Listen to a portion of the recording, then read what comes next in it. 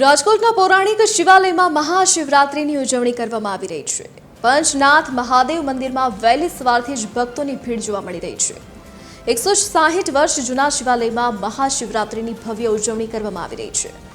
હર હર મહાદેવના નાદથી પંચનાથ મહાદેવ મંદિર ગુંજી ઉઠ્યું છે।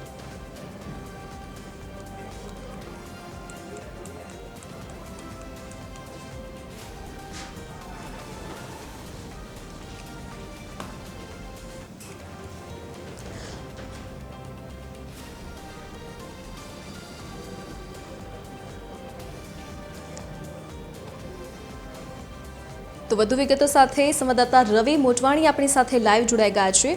જી રવિ, આજે મહાશિવરાત્રીનો પાવન પર્વ છે। આજે મંદિરમાં કેવો માહોલ જોવા મળી રહ્યો છે? ભક્તોમાં કેટલો ઉત્સાહ?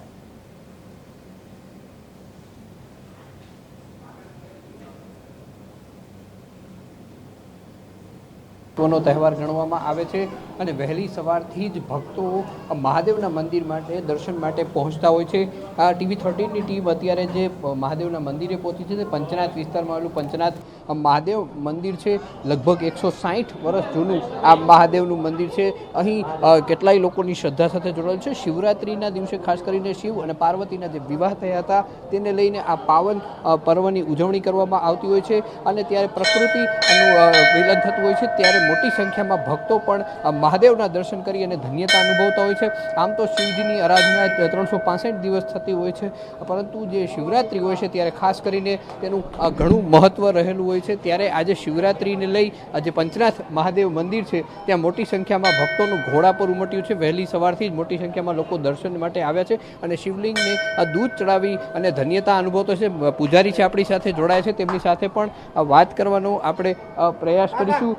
ત્યારે પૂજારી, આ મંદિરનું શું મહત્વ છે, ક્યાં ક્યાંથી લોકો દર્શન માટે આવતા હોય છે, કેવી શ્રદ્ધા જોડાયેલી છે, તેમની પાસેથી જ જાણવાનો પ્રયાસ કરીશું। શું નામ કાકા આપનું?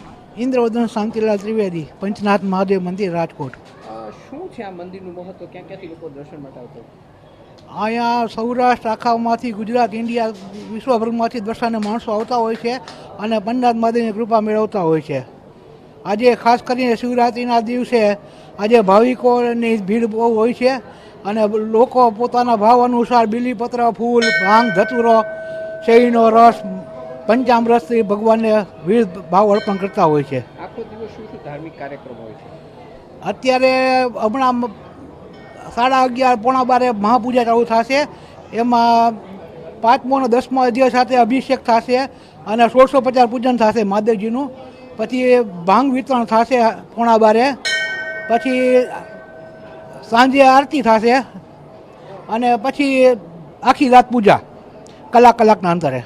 તો આ મહાદેવનું મંદિર છે ત્યાં આખો દિવસ ધાર્મિક કાર્યક્રમો રહેવાના છે અને દિવસભર લોકો મહાદેવના દર્શન કરી ધન્યતા અનુભવવાના છે। નાના બાળકો હોય કે વૃદ્ધો હોય તે તમામ લોકો અહીં દર્શન માટે આવતા હોય છે અને મહાદેવના દર્શન કરી અને ધન્યતા અનુભવતા હોય છે અને શિવરાત્રિના દિવસે જે મહત્વ હોય છે તે અનેરું હોય છે। ત્યારે મોટી સંખ્યામાં ભક્તો આ દર્શન માટે ઉમટી પડ્યા છે।